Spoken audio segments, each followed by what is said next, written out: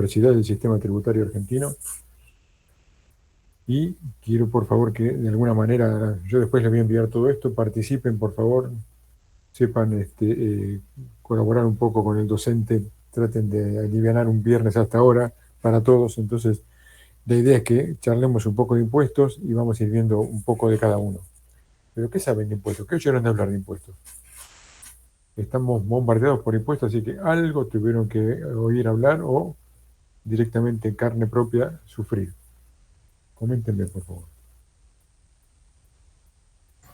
O sea, ¿qué sabemos en qué sentido? Hay comentarios que sepan de impuestos, qué impuestos conocen, si han sido afectados por alguno, si están pagando algún impuesto. Impuesto a las ganancias, ingresos brutos, Sí, sí, perfecto. Impuesto monotributo. país, lo van a sacar El ahora. impuesto país, que lo están por sacar hace un IVA. tiempo ya, ¿no? El IVA también, El dijo IVA, uno. muy bien. ¿Y alguno ha sido afectado por alguno de estos impuestos en algún momento? ¿Qué creen? Sí, y si no, sos medio que afectado indirectamente. O sea, por IVA no escapa nadie, ¿eh? Es el principal impuesto que ahora vamos a ver de qué se trata. Pero, ¿qué pasa? Para hacer una introducción, un impuesto es una ley, ¿sí? O sea que la tiene que sancionar el Congreso o el cuerpo legislativo de alguna provincia. Entonces vamos a tener impuestos nacionales, provinciales y municipales. Entonces, ¿con qué nos encontramos? Con que el legislador, cuando está pergeneando un impuesto, dice, bueno, esto debería ser progresivo. ¿Qué significa progresivo? Que el que más capacidad contributiva tiene más paga. Sin embargo, no es así. No es así. Lamentablemente, algunos impuestos, y principalmente ya vamos a ver que el IVA es uno de ellos, es totalmente regresivo, es decir, que no tiene en cuenta la capacidad contributiva de la persona. ¿Por qué? Porque si nosotros vamos a comprar un marcador, no sé, cualquier producto que quieran imaginar en algún comercio, lo va a pagar igual tanto el que tiene mayor poder contributivo, mayor patrimonio, que el que tiene menos patrimonio. Entonces nos encontramos con ese ida y vuelta, que impuestos que deberían ser progresivos, resulta ser que lo termina pagando, y ya vamos a ver lo lamentable que es todo esto, el IVA. ¿Quién termina pagando el IVA? El consumidor final. Luego todos lo van trasladando hasta el consumidor final, ya lo vamos a ver. Entonces, habiendo hecho esta sensibilización así del tema de impuestos, vamos a empezar a charlar un poquito. Voy a compartir, aguarden un segundo, por favor. Profe, la presentación está en el aula virtual. Las mando cuando termine la clase, igual que la clase anterior. Perfecto.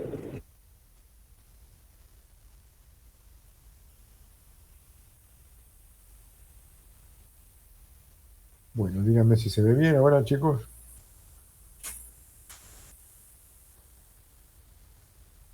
Sí, se ve. Bueno, gracias. Ok, entonces, introducimos con esto. Miren lo que dijo nuestro prócer ya hace bastante tiempo, Juan Bautista Alberdi. Nos enseñaba hace más de un siglo y medio: la riqueza importa a la prosperidad de la nación y la existencia del poder. Sin rentas no hay gobierno, sin gobierno, sin población, sin capitales, no hay Estado. Palabra de Juan Bautista Alberdi.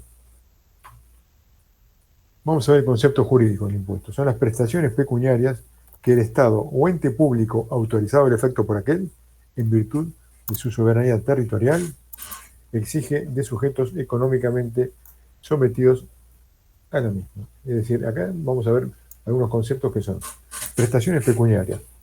El 99% de los casos es en efectivo, en plata. Que el Estado o ente público autorizado al efecto por aquel, dijimos que el Estado o ente público lo tiene que autorizar el Estado, ¿no? Entonces, para que lo autorice, el Estado tiene que haber una ley. En virtud de su soberanía territorial, estamos hablando acá del mapa del país, estamos hablando de Argentina, soberanía territorial, exige de sujetos económicos sometidos a la misma. Y acá aparece la posibilidad de que sean sujetos económicos, o sea, no es una persona cualquiera, tiene que estar realizando alguna actividad económica que dispare el hecho generador del impuesto o hecho imponible. Vamos a ver de qué se trata. Clasificación jurídica de los impuestos. Tenemos impuestos, tasas y contribuciones especiales. Estos son todos primos hermanos, ¿eh? Algunos son casi mellizos. Vamos a ver cómo definimos cada uno. Impuestos son las prestaciones en dinero o en especie exigidas por el Estado en virtud de su poder de imperio a quienes se hallen en las situaciones consideradas por la ley como hechos imponibles. Entonces, cuando nosotros cometemos algún hecho económico que la ley considera hecho imponible, se dispara el impuesto. Ejemplo, vender, ¿no? Vender algo, tener un patrimonio, incrementar el patrimonio. Todos esos son hechos que la ley vislumbra como disparadores de impuestos. Y los llamamos hechos imponibles o prestaciones de hecho. Tasas. Son las prestaciones pecuniarias exigidas compulsivamente por el Estado y relacionadas con la prestación efectiva o potencial de una actividad de interés público que afecta al obligado. Entonces, prestaciones pecuniarias, nuevamente, exigidas compulsivamente por el Estado y relacionadas con la prestación efectiva o potencial, o sea, me pueden cobrar por algo que ya existe o por algo que va a existir, de una actividad de interés público que afecta al obligado. Y contribuciones especiales es la prestación obligatoria debida en razón de beneficios individuales o de grupos sociales derivados de la realización de obras públicas o de especiales actividades del Estado. Por ejemplo, puedo cobrar una contribución especial porque van a crear una autopista o un puente, imagínense un puente que une dos localidades y que me genera un beneficio de ahorrarme a lo mejor una distancia superior hasta lograr cruzar por otro puente. Todo esto son contribuciones especiales. En función de dónde se aplican, nacionales, provinciales y municipales. ¿Ok? ¿Algún comentario, alguna duda hasta acá, chicos?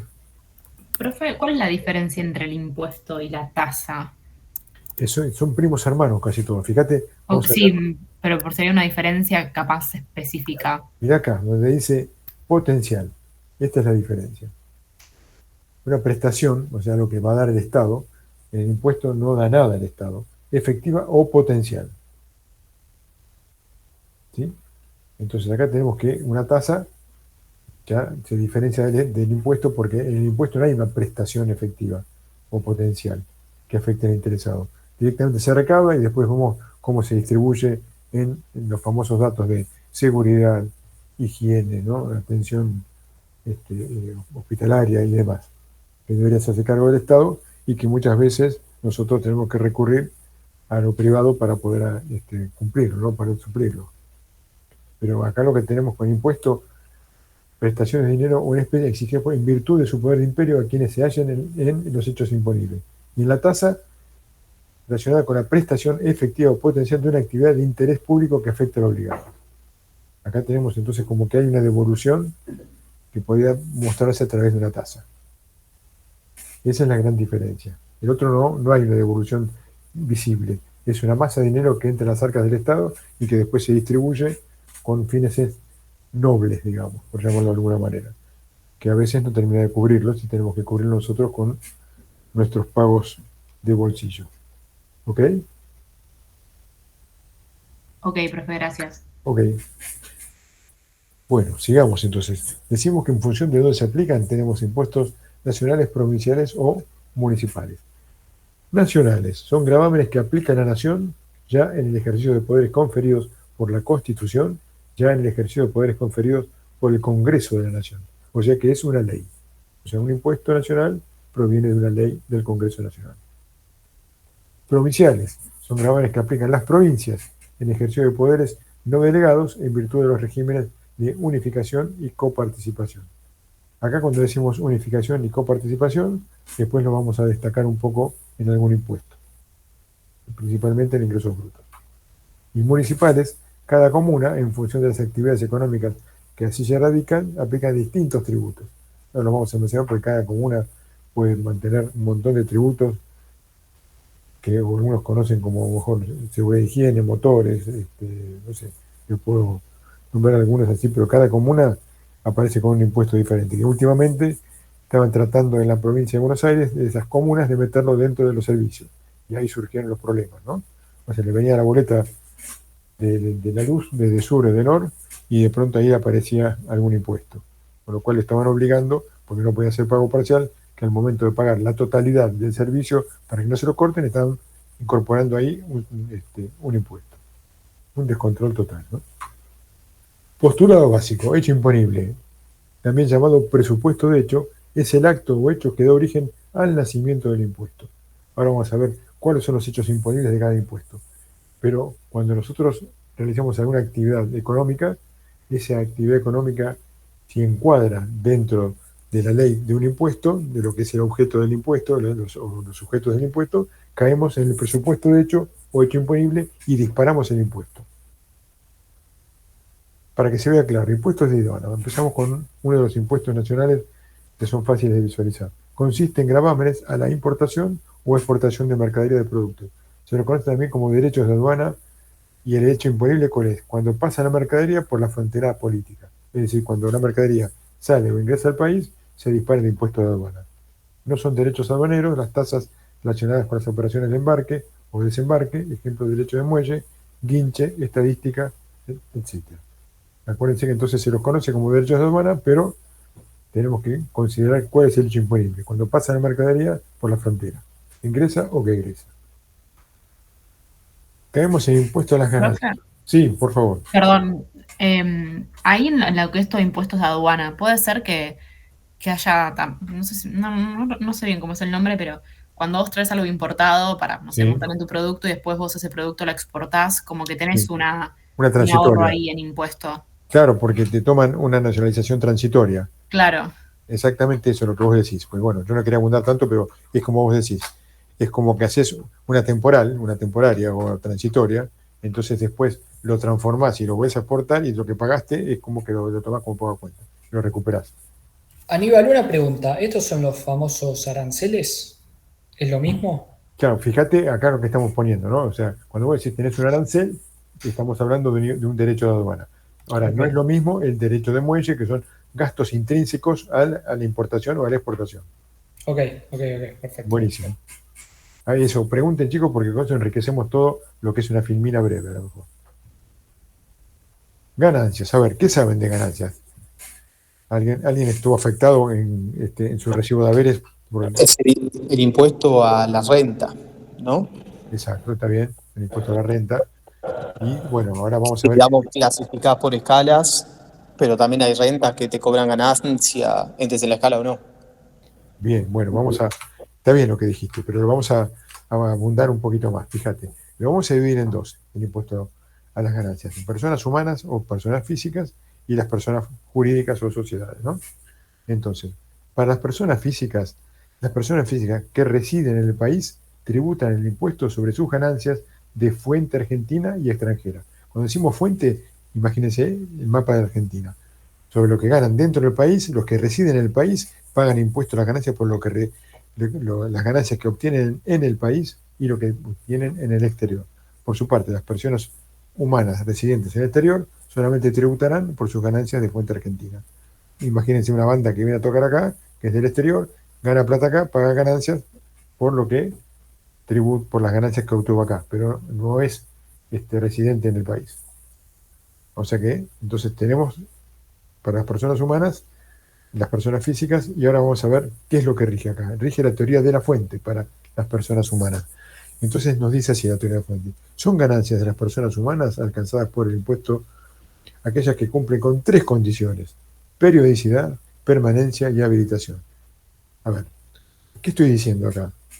Cuando digo periodicidad, que se tiene que repetir, o sea que no es por única vez.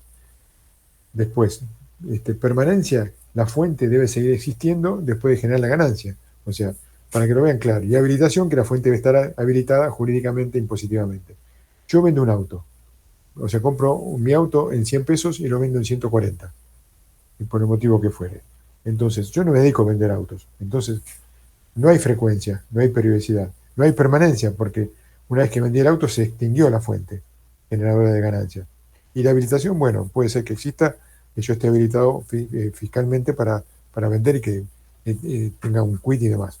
Pero para que haya, digamos, esta teoría, para que haya ganancias para las personas humanas, se tienen que cumplir las tres condiciones, no una. Entonces, esto es lo que rige para las personas humanas: periodicidad, permanencia y habilitación. La alícuota, como es, alguien lo dijo antes, progresiva. Es decir, a mayor renta, mayor alícuota. Teoría del balance. Esto no aplica a las personas humanas. Entonces, según esta teoría, son ganancias todas aquellas que cumplan o no con las condiciones de periodicidad, permanencia y habilitación de la fuente, obtenidas por las sociedades y las que derivan de empresas o explotaciones unipersonales. Ejemplo, ese auto que yo compré en 100, lo compró una empresa en 100. Lo vendió en 120. La empresa vende marcadores, fabrica marcadores. Pero acá, como se rige por la teoría del balance, no le interesa a la AFIP o a ARCA si es a lo que se dedica o no, con lo cual está alcanzado la diferencia de precio por ganancias. ¿Ok? ¿Por qué? Porque entra por teoría del balance de las sociedades. ¿Y cuál va a ser el criterio? La de tercera categoría, que ya ahora vamos a ver, que es devengado. Después ya lo vamos a ver las categorías de ganancias. La alícuota general, bueno, va variando entre el 30 y el 35. Ahora es el 35, en un momento fue el 30, así, se va moviendo. Pero dejémoslo en el 30 o 35, no cambia. Esa es la alícuota general. Buenas Sí, noches, perdón. ¿Puede volver hola. a repetir la teoría del balance que no entendí? Sí, claro. Fíjate lo que dice acá. Según esta teoría, son ganancias todas aquellas cumplan o no con las condiciones de periodicidad, permanencia y habilitación de la fuente, obtenidas por las sociedades. Punto. Hacemos un punto acá. Entonces, ¿qué dijimos de la teoría de la fuente? Que se tenían que cumplir las tres condiciones: periodicidad, permanencia y habilitación.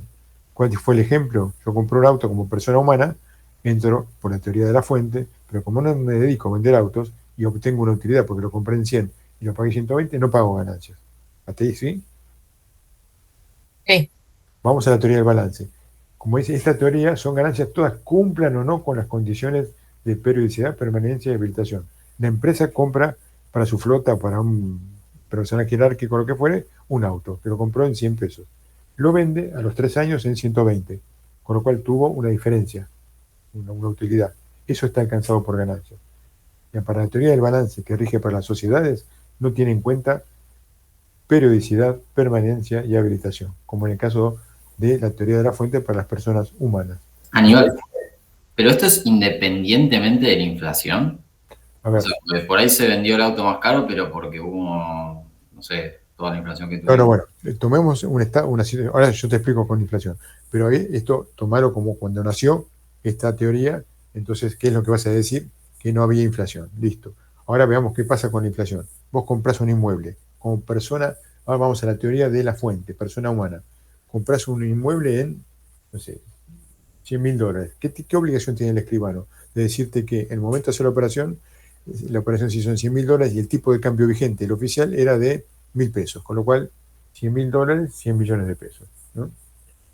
Entonces, vos lo compraste en 100 millones de pesos. Cuando lo vendés dentro de 3 años y hubo la inflación que hubo, y lo vendés a lo mejor otra vez en $100.000. Pero el tipo de cambio pasó a ser, suponete que antes yo te dije 1.000, bueno, para hacerla fácil era de 100, ahora es del doble, de 200. Con lo cual vas a decir que el escribano en la escritura va a poner, la operación se realizó en $100.000 y el tipo de cambio 200, total 200 millones de pesos. O lo que fuera, bueno, es la cuenta de 100.000 por 200. Entonces, ¿qué es lo que estamos diciendo? Que hubo una diferencia. Pero ahora, en este momento, cuando haces esa diferencia, no vas a pagar por la diferencia que puso el escribano en pesos al momento del cierre contra lo que puso en moneda histórica al momento de la compra. Lo ajustás por inflación, por índice de precio del consumidor, de IPC, el precio de costo a la fecha de venta. Y la diferencia, sí, si existiera, está alcanzada por el impuesto a las ganancias, pues con un 15%. ¿Ok? Pero ajustás por inflación. Que para responder tu pregunta, ¿eh? Entendido, sí. Igual yo quería preguntar, o sea, más por un ejemplo más sencillo, como una camioneta, ¿no? No sé, una Hilux, algo así. Sí. Y en ese caso no se cotizarían en dólares como si lo harías con un inmueble, pero me imagino que es lo mismo, o sea, simplemente Es no reconocer la inflación, van a ver cuando empecemos a ver ajuste por inflación, es la clase próxima, lo que pasaba antes y cómo se fue cambiando todo. Antes no te permitían ajustar por inflación a las empresas los balances. Entonces, en periodos inflacionarios del 20% anual o el 25% anual, con lo cual se impuso la inflación, me adelanto un poco, cuando la inflación acumulada de 3 ejercicios llegó al 100%. Recién ahí se reconoció la inflación para liquidar ganancias y demás, con lo cual vos tenías un costo histórico y un precio de venta ajustado, porque cuando vendés siempre ajustás. Entonces, todos los balances daban impuesto a pagar. Cuando permitieron aplicar inflación, todo lo que era ganancia pasó a ser quebranto, a lo mejor. Abonando tu teoría, ¿no? O sea, y llevándolo a lo que es inflación desde el ex ante a la actualidad. Veremos ahora qué pasa cuando los 3 acumulados ejercicios sean menos del 100% si se desactiva el ajuste por inflación, tanto en los balances contables como en el balance impositivo. ¿Ok? Preguntas, chicos. Dígame si contesté tu pregunta o quedó algo. Perfecto, sigamos. Vamos. Fuente argentina. En general se consideran ganancias de fuente argentina los provenientes de bienes situados, colocados o utilizados económicamente en el país, la realización en el país de cualquier acto o actividad susceptible de producir beneficios, hechos incurridos dentro del país. Fuente argentina, el mapa de Argentina. Todo lo que ocurre adentro es fuente argentina, independientemente del domicilio, ¿no? Fuente extranjera. Se consideran ganancias de fuente extranjera las provenientes de bienes situados, colocados, utilizados económicamente en el exterior. La realización en el extranjero de cualquier acto o actividad susceptible de producir beneficios, hechos ocurridos fuera del país. Todo esto es fuente extranjera. O sea, cuando nos apartamos del mapa de la República Argentina, es fuente extranjera. Vamos a ver las categorías de ganancias. Tenemos 4 categorías de ganancias. La primera es la categoría que se llama renta del suelo. La primera categoría de ganancia, renta del suelo, se va a registrar, se va a pagar impuesto por lo percibido. Por lo devengado, perdón. Con lo cual, si yo, como renta del suelo, tengo 10 departamentos y los alquilo y eso me genera rentas, entonces esas rentas las voy a tener que pagar independientemente que ya haya cobrado los alquileres o no. ¿Y cuáles son los gastos deducibles? Y acá lo pongo en rojo y van a ver que se repite. Los gastos necesarios para obtener, mantener y conservar la fuente grabada, la fuente generadora de ingresos.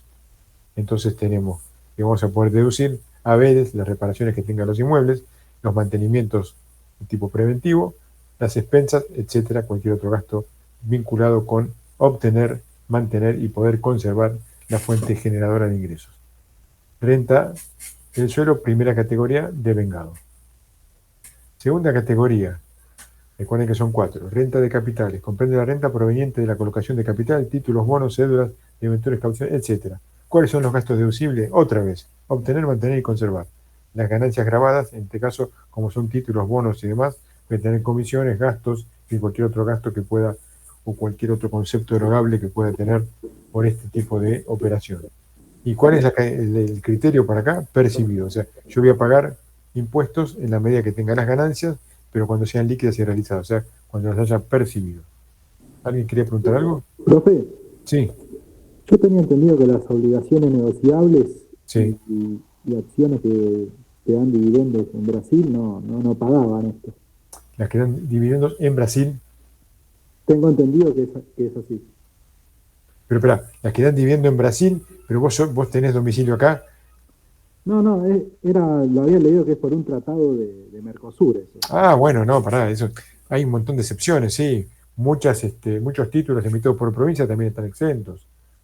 O sea, muchos títulos que nacen así, o sea, que en las normas de emisión del título ya lo hacen exento. La gente a veces se ampara y busca esos títulos y tienen a lo mejor una demanda porque están exentos de ganancias.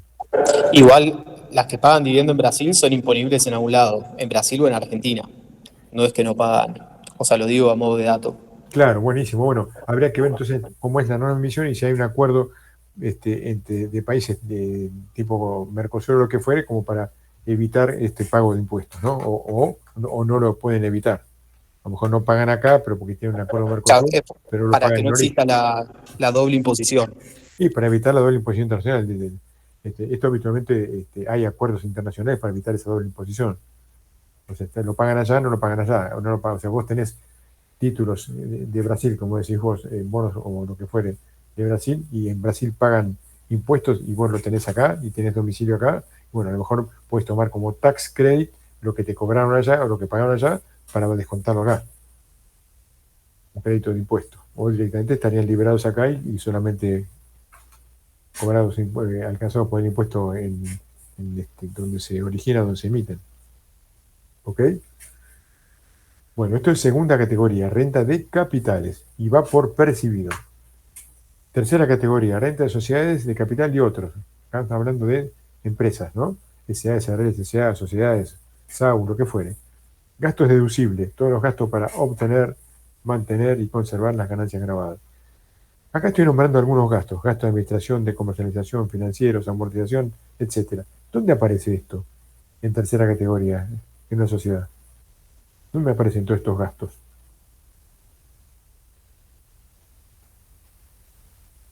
En el estado de resultados, chicos, acuérdense, ventas, menos costos, menos gastos. Las empresas, ¿no? En las empresas, claro. Acuérdense que los estados contables tienen patrimonial, estado de resultados, estado de evolución de patrimonio neto, estado de flujo de efectivo, bueno, tiene un montón de... Pero uno de los importantes que tenemos ahí dentro de los estados contables son el estado de resultados, para saber qué ocurrió en el periodo. Y ahí, bueno, nos van a aparecer estos gastos que llamamos necesarios para obtener, mantener y conservar las ganancias grabadas del ente. Perdón, de tercera categoría, acá, va por devengado. Acuérdense que tercera categoría es lo que vimos en la economía de la empresa, ¿no? Cuarta categoría. Renta... Aníbal, Sí, te escucho. una consulta, ¿no puede suceder que corresponda pagar un anticipo de ganancias en la tercera? Para anticipos, no te quepa duda que vas a pagar. Tenés 5 anticipos, pero no lo quería tratar ahora, pero lo vemos. Cuando uno tiene de una declaración jurada de ganancias y es persona física, tiene 5 anticipos. Si sos persona jurídica, tenés 10 anticipos. Con lo cual vas a ver que tenés que pagar anticipos. ¿Qué hace? ¿Qué pasa con Arca, con AFIP? Te dice, ¿usted pagó impuesto a las ganancias? Yo no lo voy a esperar un año para que vuelva a pagar impuesto a las ganancias.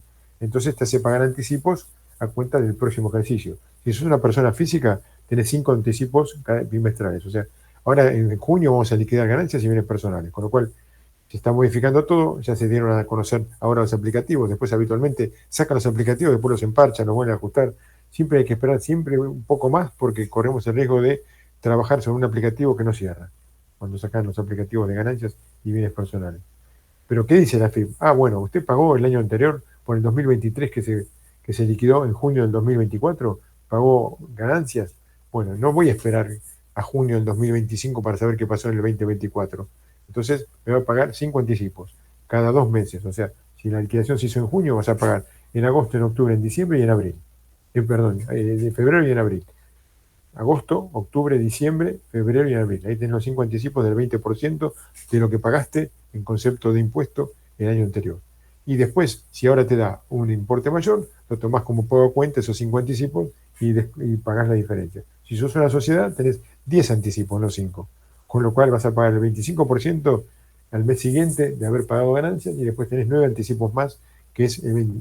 Si pagaste el 25%, te da el 75% menos el 100% menos el 75, menos el 25, te queda el 75% dividido 9, que creo que te da 8,33 por mes. Entonces pagás ese 8,33 y cuando cerrás tu balance, vemos que si los anticipos que pagaste son suficientes o te quedaste en defecto, con lo cual se tiene que pagar la diferencia. ¿Es lo que decías vos?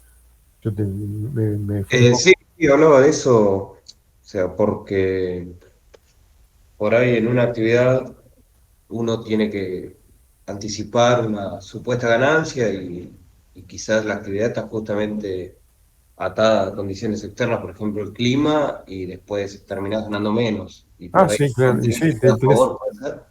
Y te queda un saldo a favor y después tenés que hacer una nota, una presentación por una virtual solicitando la reducción o la anulación de anticipos para el próximo ejercicio. Ok, gracias. Sí, se maneja así. Y ahora vamos a ver algo más aberrante, vas a ver, algo peor de lo que estás diciendo vos, que existía hasta hace unos años atrás, que es la ganancia mínima presunta. Pero no me quiero adelantar. Entonces tenemos tercera categoría, que va por lo devengado. Y cuarta categoría, que es la renta del trabajo personal, que comprende la renta de profesiones, oficios, trabajos en relación de dependencia y jubilaciones también, Con lo cual, ¿qué gastos vamos a poder deducir, obtener, mantener y conservar? En este caso, los importes me vienen dados y algunos son ciertos topes que ya los vamos a ver. Entonces, todos esos gastos deberían ser suficientes como para obtener, mantener y conservar la ganancia grabada. ¿Cuáles son algunos? Cargas de familia, servicio médico, donaciones. Obviamente que a entidades autorizadas por la FIP, no podemos donar 10 millones de pesos a un primo porque es bueno, tiene que estar autorizado por la FIP, si no, no me deja descontarlo. Indumentaria. Y muestra a continuación un cuadro que no está ajustado a lo que viene ahora que se está aprobando, que es lo que ya se está poniendo en vigencia de lo que va a ser la declaración jurada para el 2024 que vence en 2 meses. Esto lo tengo que actualizar al 2025, así que yo cuando se los envíe esto va a estar actualizado. Entonces voy a tener un mínimo imponible, que ya no debe ser más de 3.091.000.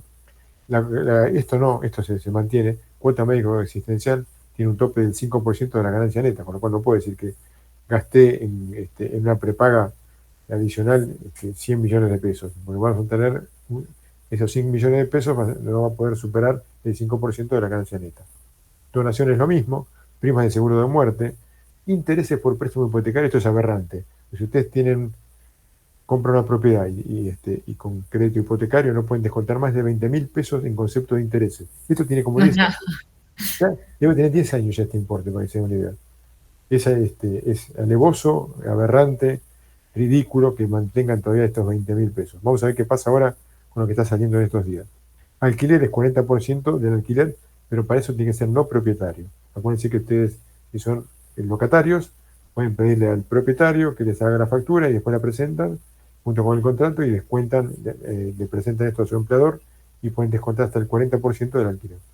Empleado de casas particulares con este tope anual, que seguro que se modificó, servicios y herramientas con fines educativos, este tope, que también está vinculado con el 40% de la ganancia neta como tope, y indumentaria y equipamiento sin tope, lo cual esto lo tienen que revisar porque por acá entraba un montón de conceptos que bajaban descaradamente la base de cálculo.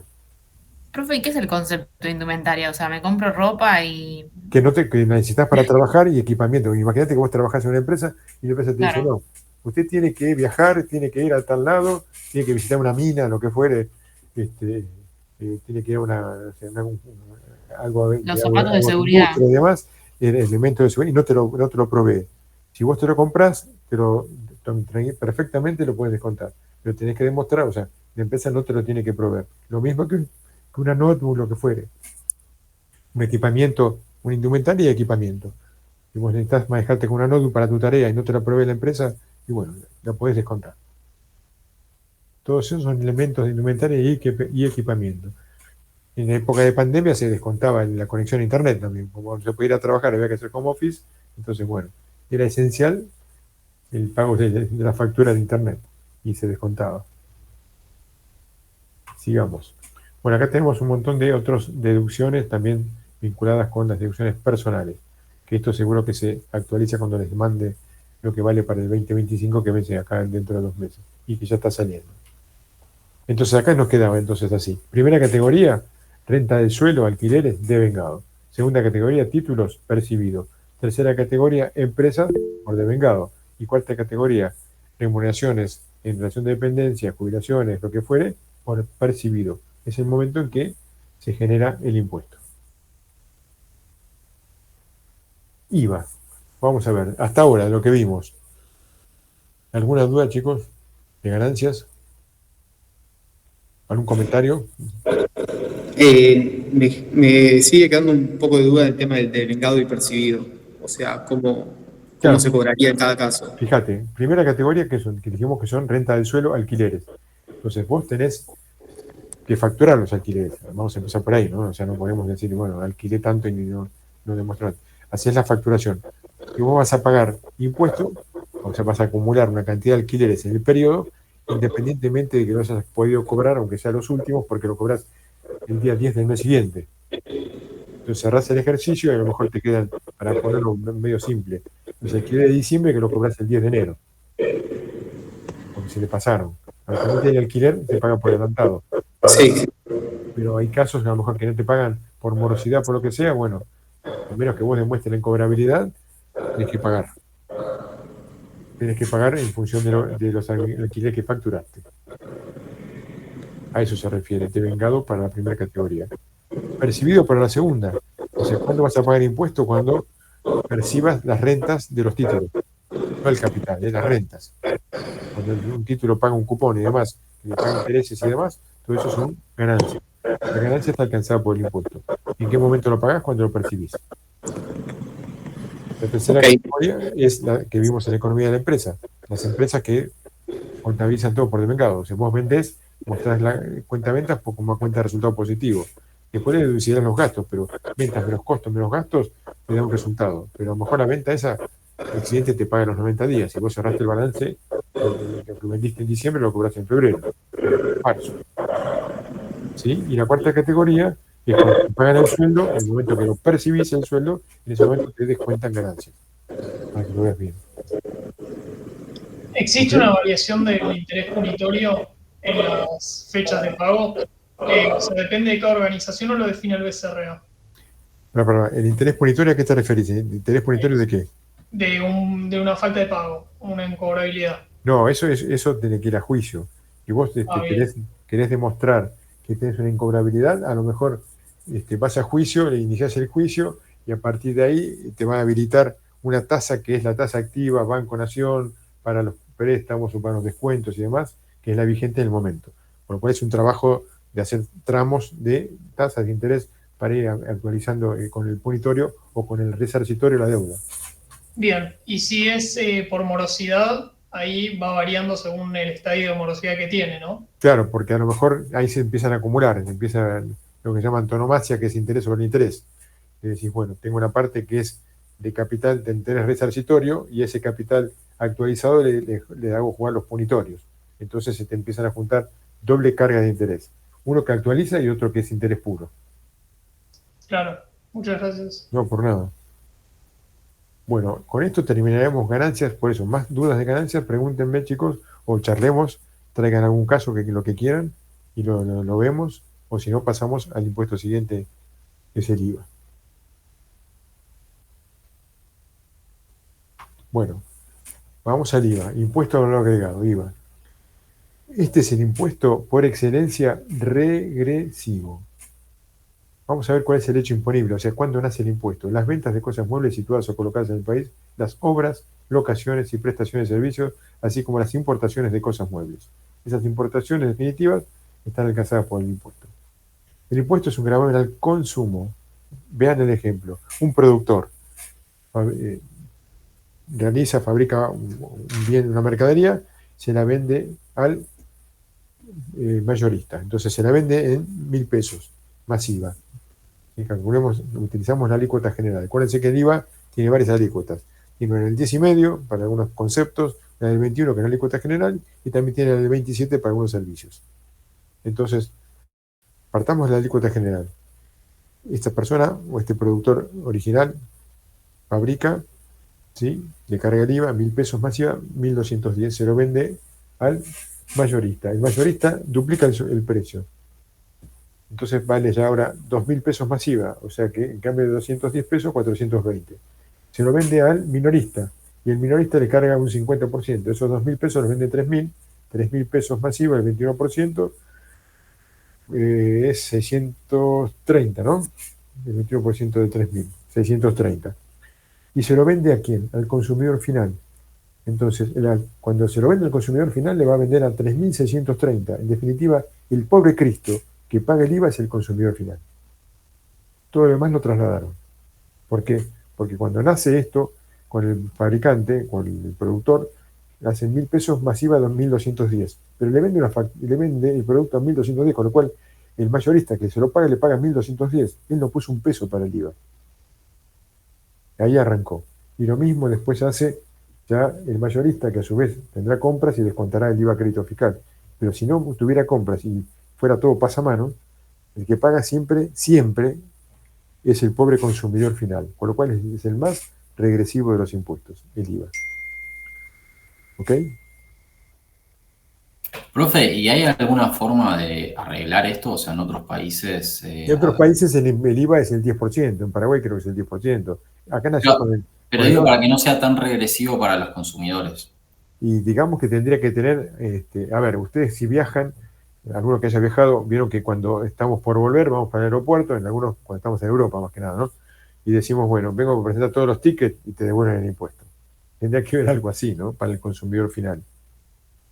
Que sean etapas progresivas, que vayan generando impuestos, pero que después, para el que no lo va a utilizar económicamente, que sí lo va a consumir, que tenga una devolución. Eso sería... Siendo monotributista, por ejemplo, ¿qué parte de los consumos de una persona se puede pasar como IVA crédito fiscal? No, si sos monotributista, no estás alcanzado por el IVA ni por ganancias. Sos monotributista. Ahora lo vamos a ver. Pero los monotributistas no pagan IVA ni ganancias. Es un impuesto especial que es el régimen simplificado. Ok. Pero ahora lo vemos, ¿eh? Bueno, entonces, ya que nos quedó claro que es un impuesto perverso, debe haber. Impuestos internos, esto lo vemos rápidamente, afectan al consumo de diversos productos, aunque el sujeto Bueno, esperen que vuelvo acá un segundo. A partir del 1 de abril, o sea, de este mes, cuando ustedes hagan una compra, fíjense que en la compra está segregado tanto el IVA que contiene el precio, como que son ustedes los pobres consumidores finales. ¿Qué le dice el ticket? Mira, de lo que pagaste, de estos 121 pesos que pagaste, 21 pesos te cobramos de impuesto. ¿Y sabes por qué te lo digo? Para que lo sepas, porque no te sirve para nada. Chao. Como para que sepan cuánto nos está cobrando el Estado, ARCA, la FIP, quien sea, de impuestos en lo que estamos pagando. Vean los tickets, es obligatorio que se lo hagan desde la peluquería hasta el almacén. Donde vayan, hasta donde hagan una compra, que le emitan un ticket, aunque sea de control fiscal, ya es obligatorio a partir del 1 de abril que le segreguen a modo informativo, no sirve para otra cosa, a los consumidores finales cuánto le cargaron de impuestos dentro del precio. ¿Sí? Bueno, lo mismo pasa con impuestos internos. Impuestos internos, que tenemos, bueno, título 1, título 2, esto yo después se los mando, ¿no? También en los tickets nuevos dice cuánto incluye de impuestos internos y de impuestos a valor agregado, lo que estamos consumiendo. Y esto también es un impuesto que lo terminan pagando quien lo va comprando en las etapas intermedias. Y obviamente se traslada, ¿no? Este es el que mencioné antes. Fíjense, si hay algo que es aberrante en este sistema impositivo, era este impuesto que ya, por suerte, fue derogado, que es ganancia mínima presunta. ¿Qué decía mínima presunta? Si usted tiene un activo, ¿qué incluíamos en el activo? Incluíamos desde disponibilidades, créditos, inversiones, bienes de cambio, bienes de uso, bienes intangibles. Todos estos bienes, si usted tiene un activo de 1 millón de pesos, voy a tener que pagar el 1%, ¿sí? O sea, 10.000 pesos en concepto de ganancia mínima presunta. ¿Pero por qué? Y porque lo dice el legislador, porque lo pergenió de esta manera. Pero eso sí, si después tiene usted ganancia, tómelo como pago cuenta, descuéntelo. Ahora, si no tiene ganancia, si perdió, como vos me decías hace un rato, páguelo igual. Una locura descontrolada esto. O sea, una presunción de ganancia, donde muchas empresas no solamente no ganan, sino que pierden.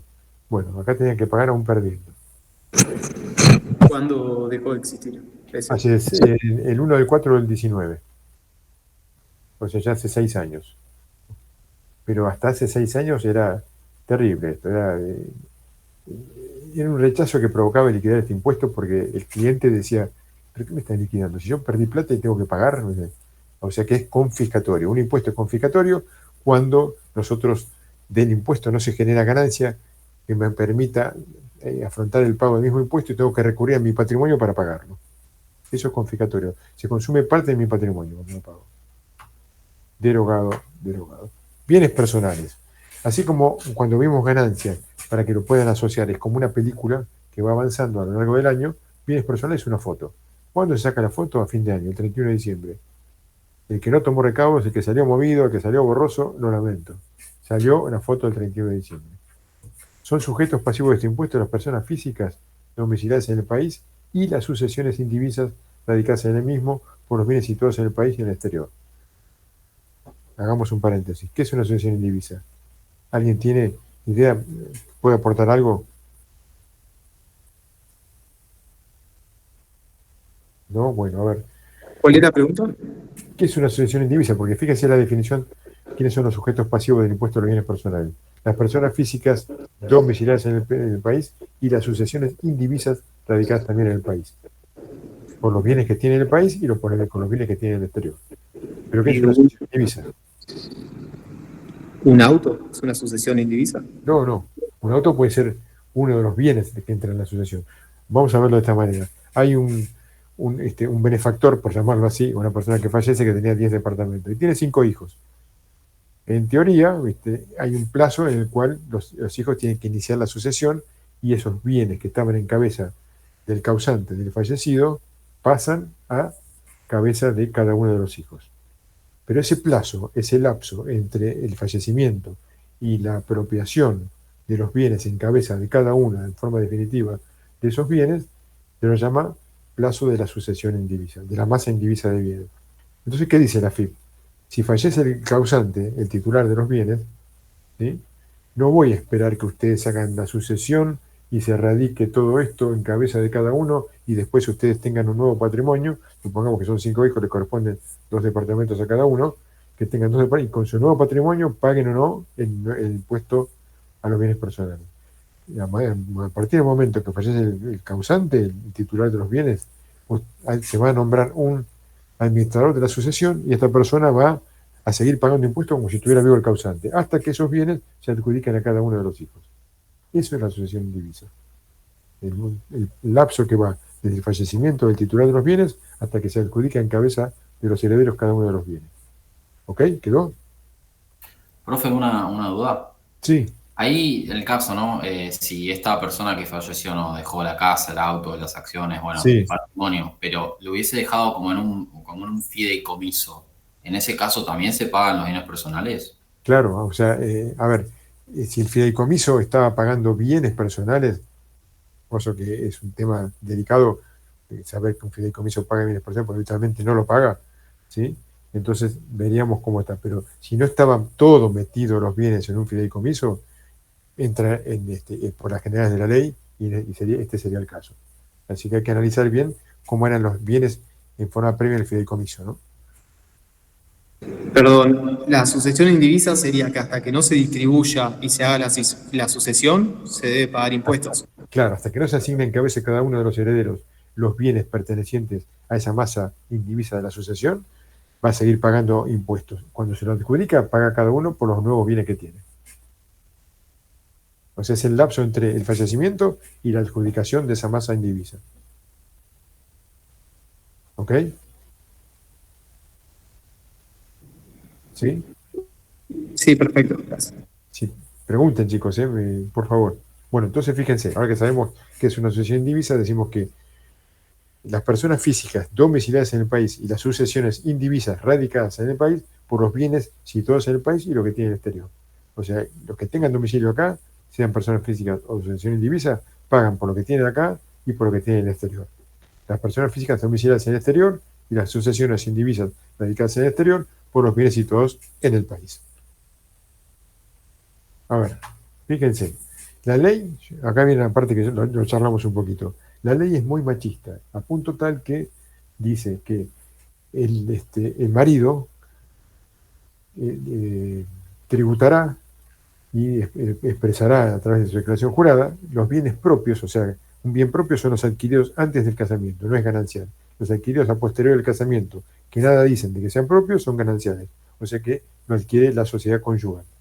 Entonces, el marido tributará por los bienes propios más los bienes gananciales.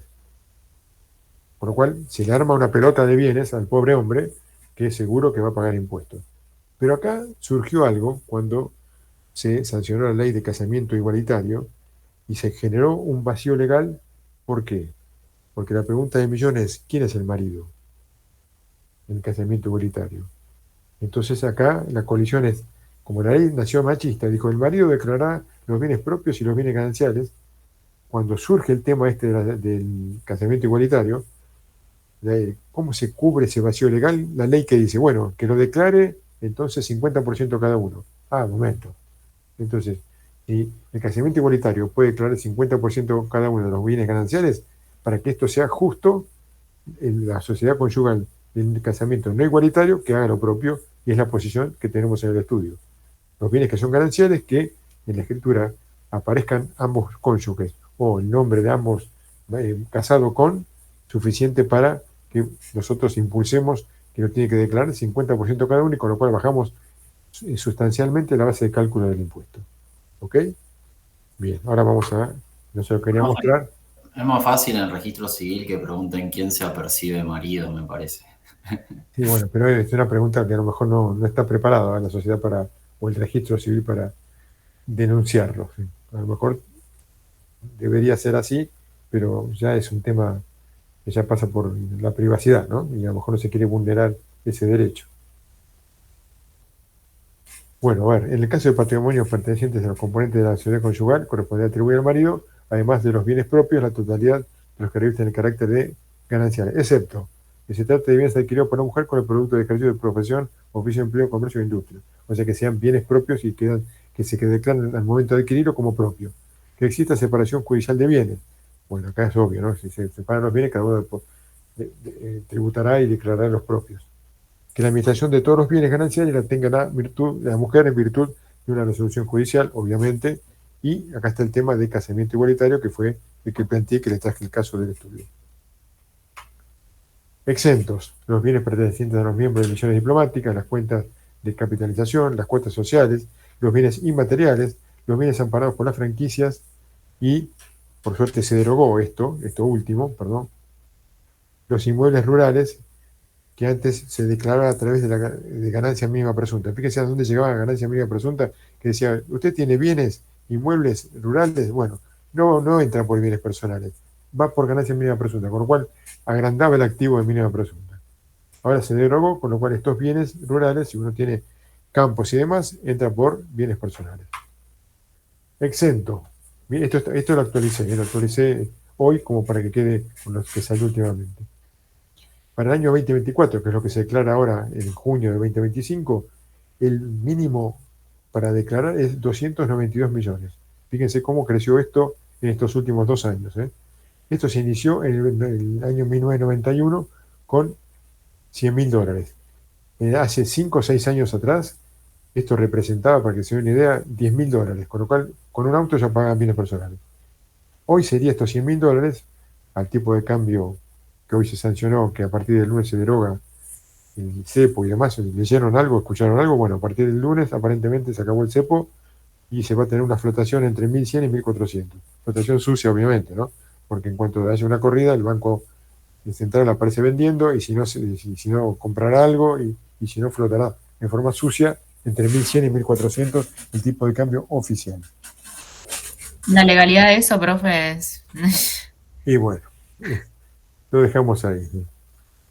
Bueno, y esto fue entonces, hoy sería 136 millones y es 292.995, con lo cual estamos hablando ya de 170.000, de 250.000 dólares, más o menos. ¿Cómo cambió? ¿Cómo cambió? Y que está exenta, y fíjense el caso de la casa habitación. Si ustedes tienen una casa que vale 1.025 millones de pesos, o sea, dividimos por el tipo de cambio de 1.000, sería 1.025.000, si fuera el dólar a 1.000, ¿no? Va a ser fácil. Sería $1.000.000 la casa. Si tiene una casa que vale $1.000.000, está exenta. ¿Por qué? Porque se sancionó esto a partir de hace unos días atrás. Con lo cual, teniendo una casa importante, no pagan. Está exenta. Está exenta la casa, ¿no? Pero después, bueno, van a entrar por otros conceptos. Y si no tienen una casa, habitación, que alquilan y tienen otros bienes o lo que fuere, o sea, tienen más de una casa, tienen la casa y un par de departamentos, el tope sería, descuentan esto de la casa, pero le quedan los 292 para el resto. ¿Cómo se paga el impuesto? Este impuesto vence en junio del año siguiente, o sea que lo vamos a liquidar en el 2024, ahora en junio, un par de meses, que es cuando nosotros se nos concentran las tareas a todos los contadores. Me aparecen todas las declaraciones juradas de ganancias y bienes personales. Pero, ¿qué pasa? ¿Qué me dice la ley? Porque me dice AFIP o ARCA. No lo voy a esperar un año. Págueme anticipos. Y lo mismo que ganancias, voy a tener que pagar 5 anticipos cada 2 meses a partir de junio, haciendo base en lo que pagué de impuesto en el 2023. Cuando pagué en el 2023, en agosto tuve que pagar un anticipo, en octubre otro, en diciembre otro, en febrero otro y en abril otro. Con lo cual pagué 5 anticipos y estos 5 anticipos me representan el 100% de lo que pagué. Con lo cual ahora vamos a ver si estos anticipos condicen con las valuaciones actuales, con el impuesto que me da a pagar ahora. O con esta suba de los mínimos a lo mejor me da quebranto y no tengo nada que pagar. Y me quedan anticipos como saldo de libre disponibilidad para afectarlos. ¿Cuál es la alícuota en el régimen general, sin la categoría de buen cumplidor? El 0,5% sobre el excedente de los bienes sujetos a impuestos, llegando al 1,5%. O sea, arranco con el 0,5, entro en la tabla y en función del crecimiento voy pagando más. Los sujetos de este impuesto podrán computar como paga cuenta las sumas efectivamente pagadas en el exterior por gravames similares. Si yo tengo un departamento en Punta del Este y tengo un departamento acá, y por el departamento de Punta del Este me cobran un impuesto similar al de bienes personales, le tomo como tax credit o pago cuenta que el total de lo que tengo que pagar acá. Si soy buen cumplidor, fíjense cómo se reduce la tasa. Yo te había dicho que arrancaba con el 0,50 y pasaba al 1,5%. Ahora, si yo pagué bien, prolijamente todos los años, me logro la categoría de buen cumplidor y arranco con el 0,25 y llego al 0,75. O sea, estoy pagando la mitad del impuesto. Todo esto por ser beneficio buen cumplidor. Bueno, antes, esto es anterior, hasta el 2023, alícuotas se identificaron, ¿no? Cuando se pagó en el 2023, que se pagó en junio del 2024, hasta ese momento, hasta el año anterior, las alícuotas por los bienes que teníamos en el exterior eran el doble. Directamente se pagaba el doble por tener bienes en el exterior. ¿Alguna duda de bienes personales, chicos? Algo que quieran saber, miren que se acerca el vencimiento, ¿eh? Un tema de bienes personales para que tengan en cuenta, y algo de ingresos brutos que no les dije. Bienes personales, lo que está exento son el dinero depositado en caja de ahorro, tanto los plazos fijos en pesos y demás. Con lo cual, si tenemos plata en cuenta corriente, tengamos la sutileza antes del 31 de diciembre de pasar la caja de ahorro. Y después, es una maniobra elusiva, eso es elusión, no es evasión, ¿eh? Nos tienen que enganchar ahí. Pero si no, por ese lado, pasamos la plata de cuenta corriente a la caja de ahorro antes del 31 de diciembre, discretamente, y después a partir del 2 de enero empezamos a volver a la cuenta corriente para manejarnos por nuestro giro comercial. Y eso está exento. Y por otro lado, ingresos brutos, son tips que les doy así. Si ustedes son profesionales con matrícula registrado en Capital Federal, están exentos en el formato ejercicio de la profesión liberal en forma personal, no en forma de empresa, y están exentos de ingresos brutos en CABA, en Capital Federal. No así en provincia, por lo cual si tienen matrícula de Capital Federal y ejercen en provincia, tienen que poner en la factura sello de Capital Federal, o sea, domicilio de Capital Federal, para que no queden alcanzados en ingresos brutos de provincia. ¿Matrícula de qué? Matrícula profesional. Si vos sos ingeniero, en mi caso como contador, tengo matrícula en CABA. Si vos sos ingeniero, te registrás y ejercés la profesión en forma independiente, te registrás en el Colegio de Ingenieros de Capital Federal. Bárbaro. A eso se refiere, pero tiene que ser matrícula de carrera profesional, no una tecnicatura, ¿eh? Ingresos brutos. Este ingreso grava los ingresos provenientes del ejercicio habitual y a título oneroso del comercio, la industria, la profesión, la locación de obras o servicios, etc. Cualquiera sea el resultado obtenido, la naturaleza del sujeto que la preste y el lugar donde se realiza. Las alícuotas varían por jurisdicción, según la actividad que corresponde a la alícuota general aplicable al comercio y los servicios oscila entre el 2,5 y el 3,5. Y sobre producción es reducida la alícuota. Generalmente es el 1,5. O sea, a mayor actividad parasitaria, mayor alícuota. Ejemplo, una inmobiliaria que cobra una comisión por vender un inmueble, esa inmobiliaria está alcanzada por el 5,5%, las comisiones que cobran. Existen tasas diferenciales más elevadas sobre otras actividades. ¿Cuáles son esas actividades? Préstamos, comisiones, etc. Convenio multilateral. Fíjense lo que es la voracidad fiscal, en este caso de las provincias. Existe, hasta hace un tiempo atrás, cuando uno vendía a Salta y enviaba la mercadería en forma terrestre por camión, cuando esa mercadería pasaba por Santiago del Estero decía, bueno, está pasando con mercadería vendida, bueno, le voy a cobrar un porcentaje de lo que vendió.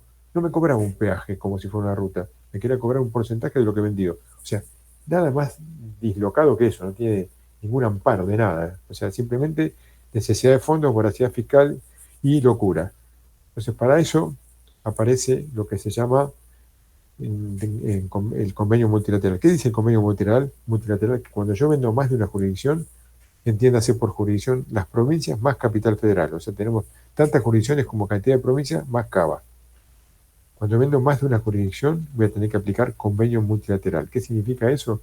Que voy a tener que hacer un cálculo de lo que le vendo. Para el primer ejercicio voy a pagar impuestos. Supongan así que vendo zapatos, y los zapatos en CABA tienen una alícuota, la venta de zapatos. Y esos mismos productos en provincia de Buenos Aires tienen otra alícuota. A lo mejor una es un 3, otra es un 3,5. El primer año lo liquido así, pero el segundo año lo voy a liquidar en función de un prorrateo, como si fuera un GIF. Voy a decir, bueno, ¿cuánto vendí en capital? Vendí 1.000 pesos. ¿Cuánto vendí en provincia? Vendí 1.500 pesos. Esos 2.500 me van a generar el 50% de un índice que lo voy a utilizar como base de prorrateo. Y el otro 50% del índice va a estar dado en los gastos que tuve. Gastos que tuve en Capital Federal, con que tengo una oficina, fletes y demás, y los que tengo en provincia. Todos esos gastos me van a generar el otro 50% de ese índice que después va a ser mi base de prorrateo. Con lo cual, en el año 2, cuando venda, voy a aplicar esa base de prorrateo, ya no va a ser por lo directo, sino por una base de prorrateo en función de la experiencia del año anterior. Y voy a tener que generar para el año siguiente otra vez hacer lo mismo y decir, bueno, cuánto vendí en capital, cuánto vendí en provincia, cuántos gastos tuve en capital, y armo otro índice para el año 3. Así trabaja el convenio multilateral y lo resuelve la comisión arbitral, para evitar este tipo de voracidad de que todos me quieran cobrar. Imagínense que yo vendo en 20 provincias o en 22 provincias y todas me quieren cobrar el 3%. Perdí, no puedo vender nada. Para eso surgió este acuerdo que lo regula la comisión arbitral, lo que se llama convenio multilateral. Tributos municipales. Cada comuna, en función de las actividades que allí realiza, actividades económicas que allí se radican, aplica distintos tributos. Puede ser ABL, inmobiliario, tasa de seguridad y higiene, etc.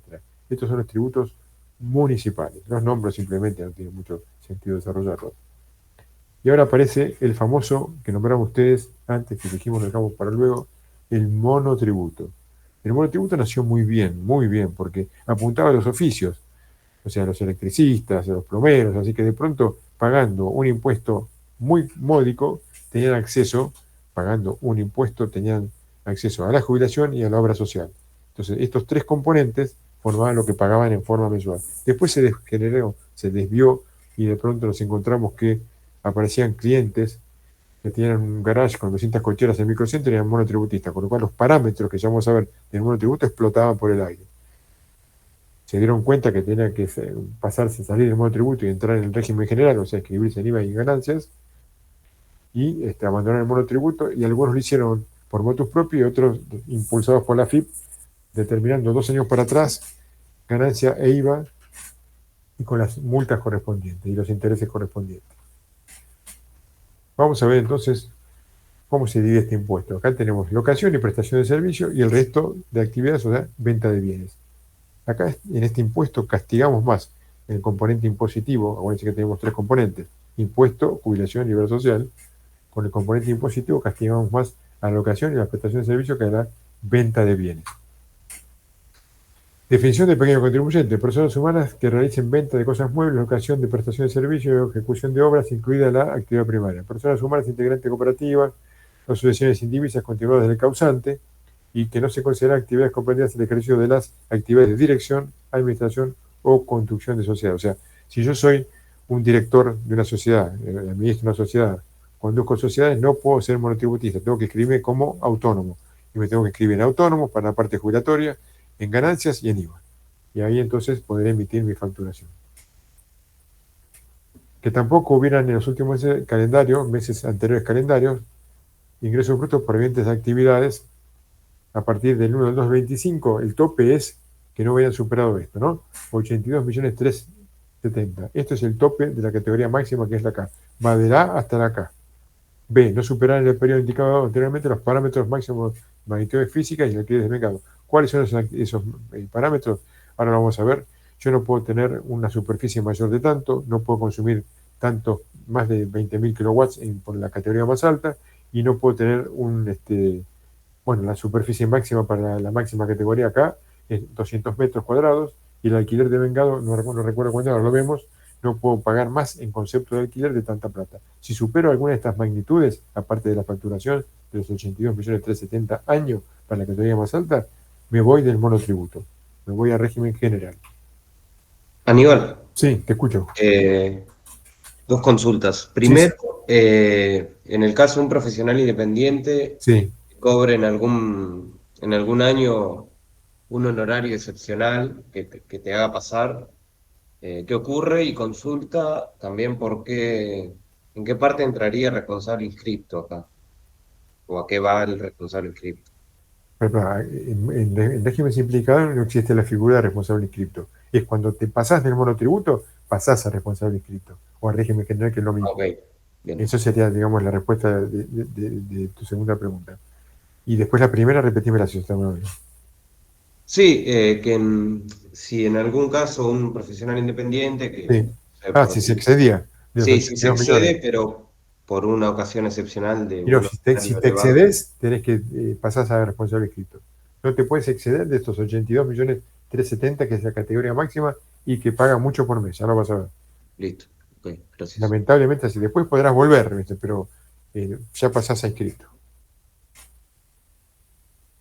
Si vos vendés bienes, no podés facturar un bien más de 461.361 pesos. Esto es actual, ¿eh? Por lo cual no puedes vender autos, no puedes vender cosas, maquinarias, ¿no? O sea, tu precio máximo unitario, que después verás si encontrás una vuelta, es de 466.361 pesos. Que no se han realizado importaciones de cosas muebles o de servicios para su comercialización posterior durante los últimos 12 meses del año calendario, relacionadas con las actividades que desarrolla, que no realice más de 3 actividades simultáneas o no posea más de 3 unidades de explotación. Ejemplo, yo soy contador y puedo ser, aparte de tener 200 clientes, pero soy contador, también puedo tener 2 inmuebles que los alquilo, con lo cual tengo 3 actividades, eso se llama 3 actividades. O directamente tener 3 inmuebles que los alquilo. Yo los facturo como monotributista. Entonces, ahí son las 3 actividades simultáneas que no pueden exceder de 3. Y acá estoy actualizando hace un rato, fíjense, para la categoría... Profe, Sí, en la anterior, ¿no puede tener más de 3 inmuebles, dijo? sí, si vos alquilás para explotación, no tuyos, que no, si no alquilás puedes tener lo que quieras, pero si vos estás en régimen simplificado y decís, bueno, yo alquilo los inmuebles, los facturas obviamente, para estar en régimen simplificado como tributista no puede ser que factures más de 3 inmuebles. ¿Esta se asume como lo mismo o no? ¿Cómo? Y es una camioneta que la tengo trabajando. También... No, pues a ver, si vos decís, bueno, yo me dedico a fletes, no, ahí no. A lo mejor tenés tres bienes muebles o rodados dedicándote a una explotación. Lo que pasa es que ahí vas a tener el tema de cuánto es la evaluación de esos bienes, ¿no? Cuánto estás facturando por mes. El topero vas a tener igual. En este caso, 3 actividades, pues una puede ser fletes, otra puede ser con 2 o 3 camionetas, y acá lo que se refiere a unidad de explotación son los inmuebles. Profe, no entiendo lo del precio máximo unitario. ¿No es como bastante bajo? Sí, claro que es bajo, sí, muy bajo, sí, pero es para casualmente, y mira que está actualizado hoy esto, ¿eh? Bueno, puedes vender más en forma unidad, o sea, una unidad de tus productos para estar en el régimen simplificado, para ser monotributista. Acá son bienes que estás vendiendo que superen los 466.000 pesos.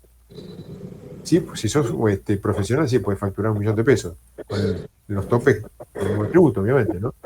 Pero acá para bienes, el precio unitario no puede superar 461.000 pesos. Por lo cual, lo que venda, fraccionar, lo digo de otra manera, ¿no? Ok. Sigamos. Acá estoy actualizando las primeras 3 categorías. Fíjense, A, B y C. Con lo cual acá tenemos cuánto se puede facturar por mes para categoría A, 651.000, para la B, 787, y para la C, 333. Y después la última, esta está actualizada también, 82 millones, que me da 6.800.000 por mes. Y para el caso de la primera categoría, no puedo consumir más de 3.300 kilowatts año y no puedo tener una alquiler. Esto es ridículo. Está haciendo interferencia, perdón, profe. Sí, alguien está con el micrófono con interferencia, chicos. Mutense, por favor. Ahí está, gracias. Ven, acá tenemos 30 metros cuadrados, la superficie afectada para la categoría 3.330 kilowatts año, y esto es ridículo, un alquiler mensual que no supere los 151.000 pesos. Para la categoría, o sea, un kiosquito de 2x2, multiplica por 10 esto, o por 20, ¿no? De acuerdo a donde esté ubicado.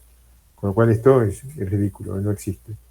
Y vamos avanzando así, para 45 metros, ingresos brutos mensuales por mes 787, y por otro lado, 5.000 kilowatts año de consumo, 45 metros cuadrados, 1.816 se mantiene, o sea, el ingreso del alquiler que pago no puede superar 151.000 pesos, hasta llegar a la última, donde tengo la posibilidad de facturar 6.800.000, 200 metros cuadrados, 20.000 kilowatts año, y un alquiler mensual, que sigue siendo ridículo, ¿no?, de 375.000 pesos. Por lo cual hay que tener mucho cuidado con los parámetros, porque si en alguno de estos yo me excedo, automáticamente me pasan al régimen general. Fíjense lo que es dentro del... Dijimos que tenía 3 componentes en el monotributo: componente impositivo, obra social y jubilación. Este es el componente impositivo. Aquí tienen cómo está apareado. Las primeras 3 categorías, fíjense por favor, cómo se mantienen igual. Las primeras 2, A y B, tanto para la locación y prestación de servicios como para la venta de bienes. Y acá ya en la C se empieza a disparar, fíjense que 9.800 contra 9.000, y en la última estamos en 890.000 como componente impositivo, uno de los 3 componentes de la cuota, y 296 para la venta de bienes. ¿Ven cómo yo decía que está muy castigado la locación y prestación de servicios respecto a la venta de bienes? Esto es el componente impositivo de la cuota si ustedes venden bienes. Y este es el componente impositivo de la cuota si facturan servicios. ¿Qué pasa con la jubilación? SIPA, 11.871 para la A, y esto es común para todas. Estos importes son común para ambas categorías, para ambas actividades, para la venta de bienes como para la venta de servicios. Y esta es la obra social, que va avanzando. A y B, 11.000, 13.000, y después llega hasta 102.000, 13.800, 13.800, esto se mantiene, y esto me falta actualizar, no sé si se mantiene igual en todas las categorías, pero tomen 13.800 acá para el componente de obra social, con lo cual una obra social de 13.800 pesos o la actualización que yo le pueda dar cuando le mande esto, van a ver que no existe. Hoy no existe una obra social.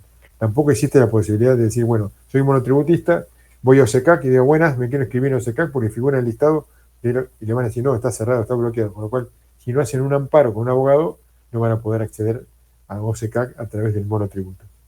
¿Por qué? Porque se paga tan poco que OSECAC va a terminar quebrando. Una consulta. Sí. En el caso de la jubilación, sí. Cuando uno se jubila, ¿se tiene en cuenta esos valores que se abonaron o va todo a mínimo? ¿Querés que te diga una mala noticia? Ya me imagino por eso. Sí. Lamentablemente, tanto autónomos como monotributistas, es aberrante. Esta parte de la jubilación es aberrante. ¿Por qué?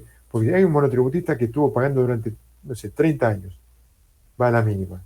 Y por otro lado, nos aparecen estos que se jubilaron sin poner un peso nunca, están en la mínima también.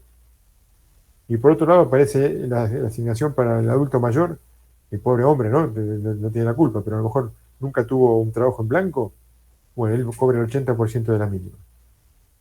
Y ustedes a lo mejor estuvieron en la categoría acá y estaban pagando 102.000 pesos como monotributistas porque estaban en el tope. Bueno, van a la mínima. No, el sistema jubilatorio de este país es mejor no hablar, dejémoslo. Bueno, valores totales por categoría. Fíjense, para la categoría A, para prestación de servicios, lo mismo que venta de bienes. Para la categoría B, lo mismo. Y acá ya se empieza a disparar. Fíjense la categoría C. Acá ya estoy pagando total cuota 42.000 y si vendo muebles 41.000. Y miren lo que pasa con la última categoría. Acá es 1.000.000 de pesos por mes tengo que pagar, es acá. Si vendo servicios. Y si vendo bienes, 456.000 pesos. Es duro, ¿eh?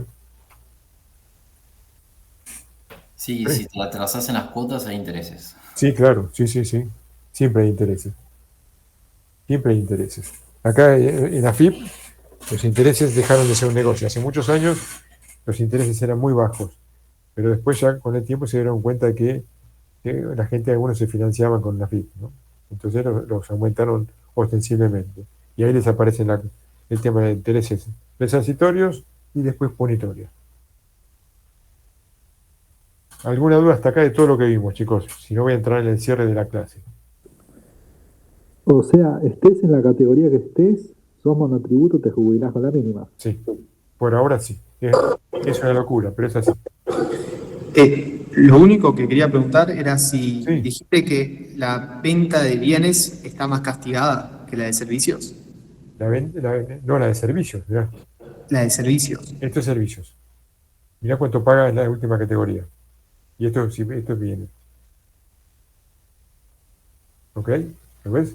Hasta las dos primeras son iguales, A y B. Ya en la C se empieza a disparar. Y después en la última pagás de cuota mensual 1.050.000 si vendés servicios y 456.773 si vendés bienes. Esa es la cuota de la categoría de monotributo mensual. Sí, el tema de dónde se anota alguien que presta servicios. En la actividad que realizás, vos cuando te inscribís en monotributo tenés que decir, Ya bueno, sé, pero una persona que vende bienes, capaz llegado al caso, puede formar una sociedad o algo. Una persona que presta servicios, no sé qué puede hacer, además del monotributo. Bueno, pero si vos sos un profesional independiente y facturás honorarios, ¿viste? No vas a poner, ¿viste? Te vendí una mesa, ¿viste? A tu cliente, pues no queda bien. Entonces yo emito una factura como honorarios, siempre. Y esos honorarios, bueno, son servicios.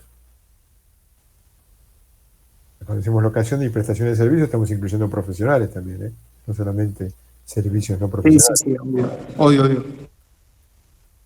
¿Ok? ¿Más dudas, chicos, o más comentarios? Profe, Sí. pregunta, de todo lo que vimos hoy, ¿qué sería lo más importante para el parcial? Le paso si quiere un ABC. No, se lo digo, chicos. Se lo voy a decir. Las cifras no me importan. Me importan los conceptos.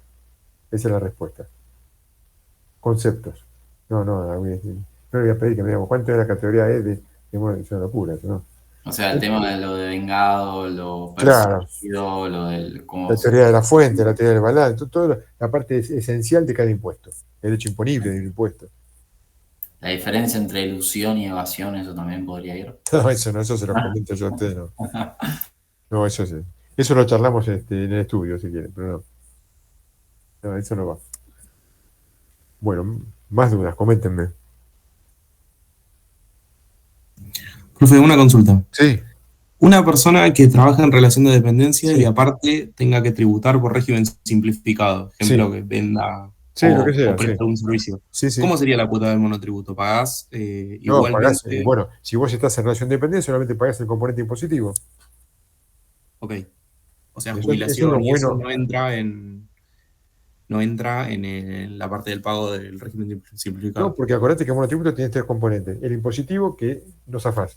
Y después te queda obra social, que la tenés porque estás trabajando en relación de dependencia, y jubilación, que ya la tenés porque estás tributando en relación de dependencia. Si no, tendrías una doble imposición en la obra Claro. social y en la jubilación. Entonces, Claro, si vos ese estás era en relación de dependencia, solamente pagás el componente impositivo de cualquier categoría que estés. Excelente. Gracias. Ok. Más dudas, chicos, más comentarios, algo que quieran aportar.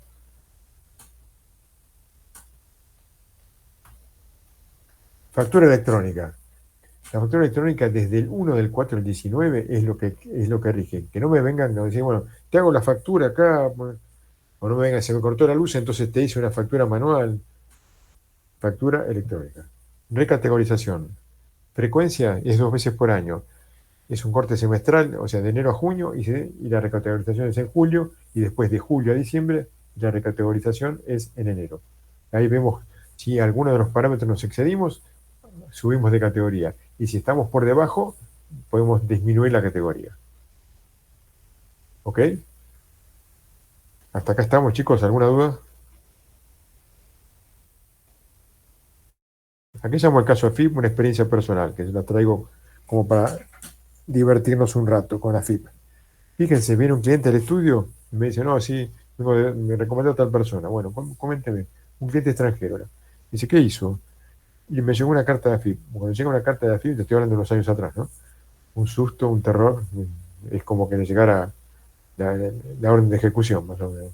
Entonces van a ver al contador y bueno, ¿pero qué pasó? No, yo en realidad no tengo nada, pero yo compré dólares y después los giré al exterior. ¿Y cuántos compró? Y yo compré $5.000 el año 1. Y año 2 compré 10.000 y año 3 compré 12.000. Bueno, vamos a hacer una cosa. Le vamos a hacer un escudo fiscal, así por lo que usted me dice. Entonces, armamos declaración jurada de bienes personales, que si nos metimos dentro de los importes que no daba justo con el impuesto a pagar o no daba nada a pagar, y con eso digamos que regularizamos la situación.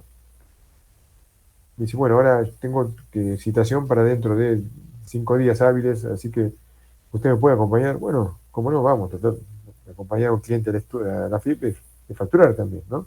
Son caen las fichas de taxímetro. Vamos a la FIP y nos recibe el funcionario, entonces dice, bueno, este hombre dice, viene acá con mi contador, muy bien, dice el funcionario de la FIP. Y entonces ingresa a la máquina y dice, veo que presentó la declaración de cuenta como diciendo, se me adelantó. El hombre contento, se imagina la cara de satisfacción.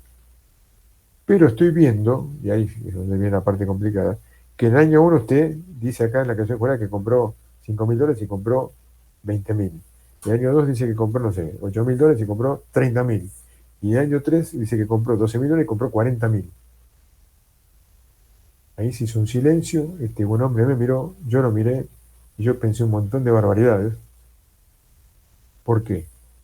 Porque si él me hubiera dicho lo que hubiera, la realidad, o si me hubiera dicho la verdad, yo hubiera hecho declaraciones juradas acordes, le hubiera dado impuestos a pagar, pero se hubiera ahorrado una situación muy complicada que lo pasen como inscripto 2 años para atrás y que le generen IVA, ganancias, intereses, multas, de todo. Esto pasó y, si no hay ninguna duda, llegó a la conclusión que la conclusión es tema de examen. Así que prepárense, escriban, y es la siguiente. Al sacerdote, al médico y al contador hay que decirle la verdad, si no, no nos podemos ayudar. Bueno, es un chiste, obviamente, ¿no? Pero bueno, tiene algo de cierto. Esa es la conclusión de la clase de hoy. No es tema de examen, no vale examen. Dudas, chicos, coméntenme, por favor. ¿Te asustaron o no? No, profe, no. Un poco sí, pero no. No, bueno, la conclusión es anecdótica, es un chiste como para cerrar la clase, ¿no? Pero no deja No, de pero tener, por el no nivel de deja de tener impuestos, una lo digo, veracidad. que tenemos. Ah, bueno, eso sí, es horroroso, ¿no? La carga impositiva que tenemos acá en este país. Aníbal, Decime. ¿hay algún indicio de lo que puede cambiar? Porque se habló de un cambio de esquema tributario, una reducción a 4. Sí, todavía sacaron el impuesto país, ¿viste? Ya con eso algo logramos, ¿no? Pero hasta ahora no hay nada más, no hay. Y se habla mucho, pero es difícil cerrar la caja, porque esta es la fuente de ingresos. Iban a derogar el impuesto al cheque también, o el impuesto a la ley 25413, para ser más preciso, que es el movimiento bancario, que es el 0,6. El 0,6 y el 0,6. Eso se iba a derogar y todavía sigue estando. Y era promesa de campaña. Se iban a checar los impuestos y no se checaron. Hubo solamente uno y después de un año y pico. O sea, la gran caja está acá, en los impuestos. Después, bueno, vendrán otras cajas que son las retenciones y demás, pero la gran caja grande es acá. Entonces es difícil tocarla hasta que no estemos por lo menos estabilizados o tener otros ingresos que lo reemplacen. Pero por ahora no hay grandes novedades, o por lo menos no hay hechos concretos. Hay intenciones, palabras y nada más. Por ahora. Vamos a ver qué pasa. Ahora que se deroga el cepo a partir del lunes, vamos a ver los efectos que provoca todo esto, ¿no? Con esa flotación sucia, obviamente. Se deroga hasta ahí. Bueno, a ver, dudas, chicos, comentarios. Yo voy a actualizar todo esto en función de la actualidad de los valores actuales de los distintos impuestos, y después le voy a mandar esto y la clase anterior para que lo tengan actualizado. Así por lo menos si alguno les pregunta algo pueden tener algo a mano. ¿Ok? ¿Más dudas? ¿Algún comentario que quieran hacer?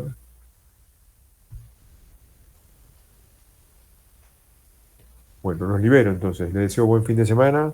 Que lo pasen bien. Dejo de compartir. A ver, que deja de compartir. Y los saludo. Chao, profe. Bueno, Profe,